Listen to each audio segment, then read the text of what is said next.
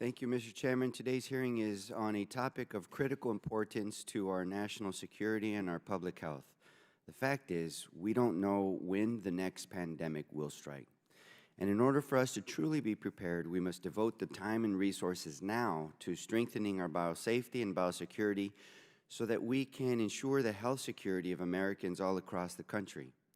While the path to a biosecure future lies ahead, I hope that during today's hearing we can identify workable, forward-looking solutions that the minority has long called for to not only bolster pandemic preparedness, but also foster innovation and ensure our country's global competitiveness. At the center of these solutions must be a whole-of-government approach that prioritizes the American people's health and safety.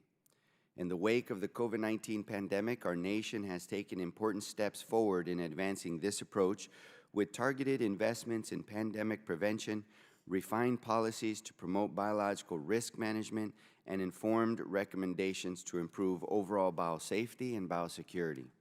In fact, last year's Consolidated Appropriations Act included robust funding for the Biomedical Advanced Research and Development Authority to develop countermeasures in response to public health emergencies and biological threats. At the behest of congressional Democrats, the Consolidated Appropriations Act also worked to address public health threats in biomedical research and improve oversight of research involving select agents. Compounding this work are the National Science Advisory Board for Biosecurity's recommendations to strengthen existing oversight of research that raises biosafety and biosecurity concerns. Released this March after Secretary Becerra tasked the NSABB to evaluate our nation's biosecurity and biosafety frameworks, these recommendations demonstrate a sound start for enhanced biosafety and biosecurity standards here in the United States. These are all promising steps forward, and I look forward to discussing them in more detail here today. However, it's important to note that our work to enhance biosafety and biosecurity cannot and should not end here. Risks to our national security do not end within our borders. And with every step we take to bolster lab safety and security at home, we must do so with an eye towards strengthening biosafety and biosecurity on a global scale as well.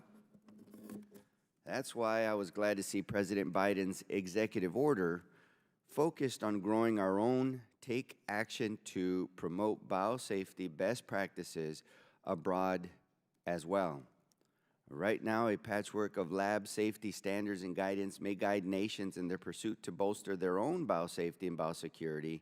However, we as an international community are without a consistent set of standards that we can all work together toward to reduce the threat of biological incidents.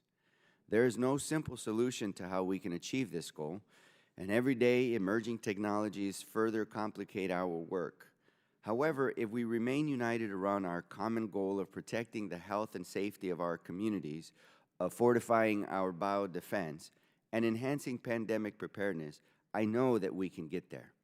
We have the distinct opportunity right now to make a positive change with constructive policy that improves people's lives and prevents a future disaster. I hope that today's discussion moves us closer to that vision that bolsters biosafety, enhances biosecurity, and in turn fortifies our national health security for generations to come. Thank you, Mr. Chairman. I yield back.